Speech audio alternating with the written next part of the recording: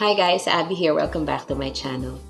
Okay, before I start, I would like first to thank those who have already viewed my upload. Salamat po sa pag-view ninyo at saka pag-share.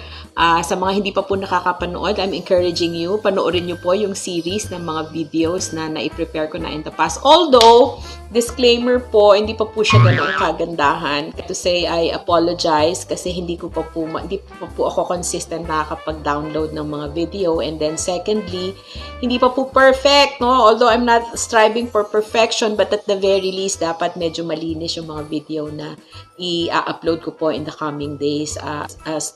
Two steps backward, one step forward. Kailangan po balikan natin. Tingnan natin kung okay po yung mga ginagawa natin para naman sulit, no, sa mga manunood po ng video in the future books. So what are the 5 books that I am going to share with you? I have 5. Number 1 is yung Man's Search for Meaning by Viktor Frankl. Number 2 is From Success to Significance or Halftime by Bob Buford. Now we go to the third book, The 8 Habits of Highly Effective People. Actually, there is a 7 Habits of Highly Effective People. Stephen Covey is one of the best business gurus. No? Pag pinasa mo yung 7 Habits of Highly Effective People, it largely talks about how to become an effective leader, paano ka magiging magaling sa field na pinasok mo. So, may 7 yun, no? But I'm not going to talk about that here, but I'm going to talk about the 8 habit. Yung 8 habits, sinulat ni Stephen Covey nung siya ay nasa 60 na, no? Moving. Wala na siya doon sa kabataan niya. That's why, pagka binasa mo yung 8 habit, ang pinaka-essence nito is finding your core. No? Ano yung, who you are, and ano yung nagda-drive sa'yo para i-share mo sa iba. Again, at the end of the day, it's really more of the significance din. Dito, sinasabi ni Stephen Covey, may apat ba? 1, 2, 3, 4. Tama, 5, no? Sabi niya, nakasulat dito. Sorry guys, and I'm going to read it. Finding your voice and helping others find theirs. Yun na, no? Yung, sino ka at tulungan mo yung iba na mahanap naman nila yung voice nila. So, it's really more of giving again, no? Kung makikita nyo, may thread siya. Pagbibigay, lumabas. Kung ano yung meron ka, i-share mo sa iba. And then, meron siyang sinasabi na for you to be able to find your voice, there are 4 elements na kailangan na ma-establish mo sa sarili mo. So, ano pala yung 4 na yun na you need to touch on? Number 1 is mind, body, heart, and spirit. Diba the same? No? Pagka yung lahat ng sinabi ko from the very beginning hanggang ngayong third book is still about mind, body, spirit. Dito lang dinagdagan niya ng heart. But kasi for me, heart is also the spirit. No? So, mind dapat daw meron kang vision. No? Kung ano yung gusto mong puntahan, saan ka pupunta. So, half time. How are you going to define the second portion of your life? Meron ba? May kinikreate ka ba na pupuntahan? So, mind, vision. Discipline, body, o mind, body, spirit, exercise, diba? Tapos heart, passion. Kailangan makita mo daw. Do you know what is the definition of passion? Kasi passion is basically parang the flame that sustains whatever it is your discipline. Yung parang pag you are so passionate with something, even if parang time flies without you knowing, just like what I'm doing right now, it is already 2:30 in the morning. If you really like what you want to do, you don't feel tired, you enjoy every second of what you're doing. That is what passion is all about. Para kang hindi nagtatrabaho, parang nag-e-enjoy ka lang. So it's the same as the sinabi ni Viktor Frankl. You have a work that has a significance and of value. Pagka nagagawa mo yun, there's this passion in you na hindi ka napapagod, ginagawa mo siya. Pero din sa pagmamahal, when you're so passionate with each other, di ba? You love each other so much. Yun lang. Okay, back to reality. Okay, so yun. Passion yun, heart, no, nanggagaling sa puso. It's free-flowing, no? Binibigay mo with all your heart. That is the kasabihan. And then last is the spirit or your conscience. No? Developing our mental identity will lead us towards knowing the right fork in the road. Naku, yun pala yun. Conscience is the manner of developing our mental ability, leading us towards knowing the right fork in the road. Saan ka dadaan? Yung konsyensya nagsasabi sa'yo saan ka dadaan. Patungo sa ating inward moral compass that will guide us. Ang ganda ng definition na yun, no? I like that.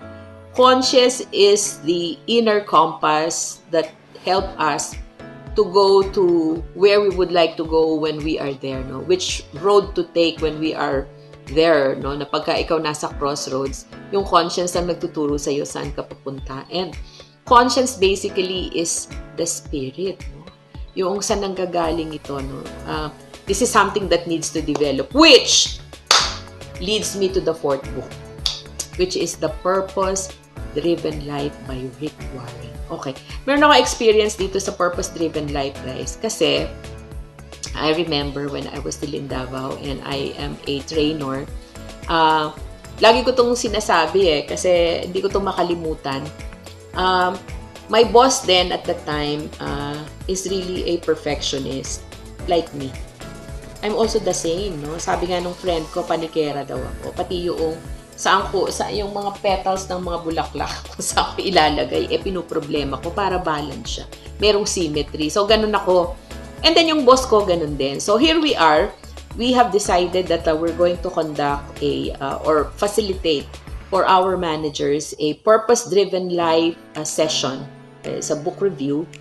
We're going to learn the content of the purpose-driven life. So, we invited all our managers in that company and we bought a book and then gave them the book para basahin nila so that bago mag-seminar, nabasa na nila kasi alangan naman during the seminar, babasahin namin. There are 40 purpose-driven statements there that we would have to discuss. So, ahead binigay na namin sa kanila. So, here we go. During my time, wala pa pong LCD projector, wala pa pong PowerPoint presentation. Noon po, ay isinusulat po sa acetate yung presentation. And we have a pastor who's going to conduct the seminar. Now, I was supposed to prepare for it. And here we are, our venue is a mess. Hindi siya maayos. No? Katatapos lang ng canvas meeting, so ang gulo-gulo ng venue. Hindi ko alam kung paano ko siya gagawin. Oras na. And then, etong pastor na magko-conduct, hindi ko siya makakalimutan, si Pastor Jao. Ewan ko kung buhay pa siya. Wala po siyang pin-repair na acetate, guys. So, here I am. Kung matatapos na dadating na si sir, baka pagalitan ako kasi hindi prepared, no? Everything is unprepared. So, I was really restless. Hindi ko alam kung ano yung gagawin. In panic! That is exactly how I was feeling at that time. And then, nung nagsimula po yung seminar, I would like to say that is one of the most successful seminar that I have ever attended. Kasi bakit? It is not about me. It is about God. Yun po yung first principle ng purpose-driven life. Sa totoo lang. Nung diniscuss po niya ni Pastor Jao, he didn't need the acetate. He didn't need to have a very structured orientation or facilitation program. He just talks about that doon sa mga principles na yan. And really guys, hindi ko siya makalimutan kasi hanggang ngayon natatandaan ko yun. Whenever it is that I'm having some panic attack over things that I need to prepare for, I would say to myself, Beng, do the best that you can. But it's not about you. It's about God. That's why any kind of work that I do, lagi ko itong sinasabi, who we are is God's gift to us. What we become is our gift to God. Now, meron palang 5 yan, no, na 5 items si Rick Warren doon sa 40 na nakalista doon na principles. Pero meron pong 5 na purpose na dinefine siya, which I would like to discuss with you. I just recently viewed it in one of the videos sa YouTube. I didn't know. Kasi nga, as much as I can, I would like to review first what I'm going to share with you para naman sulit yung panonood niyo. So, tiningnan ko siya and this is what I have discovered. Sa purpose-driven life, there are 5 purpose na gustong ipagawa sa atin ang Diyos. Number 1 is God wants me to center my life around Him. Meron tayong sense of worship. Alam niyo ba kung ano ibig sabihin ng worship? When we enjoy God's love and we love Him back, we are already worshiping Him. I didn't know that. He would like for us to worship Him. Let Him be the center of our life. That's number 1. Number 2 is God wants us to learn to love God's family. ang ibig sabihin daw po nito fellowship. No? Kailangan daw mag-belong tayo sa isang church or isang community kasi kung tayo lang sa sarili natin, of course, no, we will define it according to how we want it defined. But if we are in a church or we are in a community or we are with a prayer group, we are doing fellowship. And with that, natutunan natin kung sino ang Diyos sa pamamagitan ng pag-uusap sa Kanya. No, kung tayo-tayo. Number 3 is, God wants me to cultivate a spiritual maturity. Paano mo magagather yung spiritual maturity mo? Kailangan umasok ka sa discipleship. Kasi pag you cannot teach you cannot give what you do not have. So for you to be able to gain, you need to share. You need to learn and then you need to share so that you will grow. And the only way for you to be able to grow spiritually is to study the Word and then disciple it to others so that others may learn from you too. Number 4 is, God wants me to contribute something back. Ministry. Kailangan yung nakukuha natin. That's why testimonials are very big. No? Na kailangan habang inaaral natin, marami tayong natututunan. At habang natutunan natin ito, i-share naman natin sa iba. And then, number 5, God wants me to tell somebody about God. Kung ito na yung witnessing na tinatawag, yung nag-share tayo, na ano mo ba yan, na pagka nag-share ka or nakikinig ka sa iba, I don't know, even prayers, diba? When somebody's praying, when somebody's praying or when you are in a group that when you're sharing your success in the problems that you have or the things that you are going through, tapos pinapasok natin ng Diyos dyan, masarap pakinggan di ba? And ako dito, no, sa office, since we're doing Bible study and we're doing daily bread every day, I am enrich every day. So, witnessing, ibig sabihin. So, there are 5 purpose na sinasabi sa atin ng Diyos. Kailangan, mag-worship tayo, merong fellowship, may discipleship, may ministry, at merong witnessing. You know, it's not about you, it's about God. To end this session with a words of encouragement that I read from one of the books or the small book that one of my staff gave me, 1 minute with God, 1 minute with God for women. And it says here that, you, O Lord, are always my shield from danger. You give me victory and restore my courage. From Psalm 3, chapter 3, verse 3. And then there's also something here that says, I will lead the blind by ways they have not yet known. Along unfamiliar paths, I will guide them. I will turn the darkness into light before them and make the rough places smooth.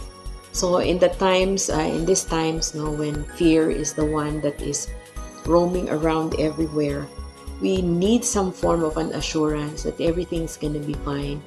And even if we go through some hardships or we will be tested, at the end of the day, sabi nga nila, ito yung sa pagkain umami. This is the taste of life that makes it even more meaningful. And when you know that you are doing this by the grace of God, nothing cannot be handled. Everything can be conquered. Therefore, sabi niya dito, Jesus said to her, Daughter, your faith has healed you. Go in peace. From Luke chapter 8, verse 48. Before I go, I would like to add another one. So as I was closing, I was able to look at the back of the book, and there is something here that I think I would like to share with you. It says here that your life is sacred. There's nothing ordinary or trivial about who you are and what you do. Center your life on God's peace and live with full awareness of God's love. When you celebrate the privilege of being alive and knowing God, you're savoring the sacred.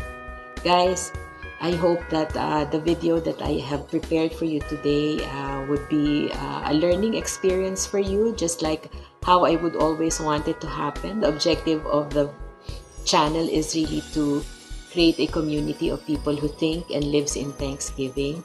Salamat po sa mga nag-view at sa mag-view pa. Sana po you subscribe, you click the notification bell kasi when you click that, whenever I upload a new video, you will be notified. Also, I would like for you to share it with your friends in all platforms that you have.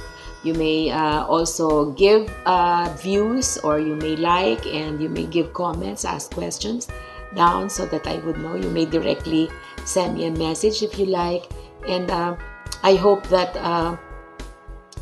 through this session, kahit na natatakot tayo sa mga current na pangyayari ngayon, we will always live in confidence and believe that we are valuable, we are worthy, and if we believe and if we have the kind of faith that God has taught us how to have, ay kaya natin to, no? Guys, please stay safe. Wear your mask, social distancing. Ngayon, kailangan mayroon ng shield. And then we can do it. Hopefully, the vaccine will come at makabalik na tayo sa ating regular programming, so to speak. Maybe it will never be the same again, but at the end of the day, it's the fight that we have to win, and I'm with you guys. So till next time, see you again. Bye.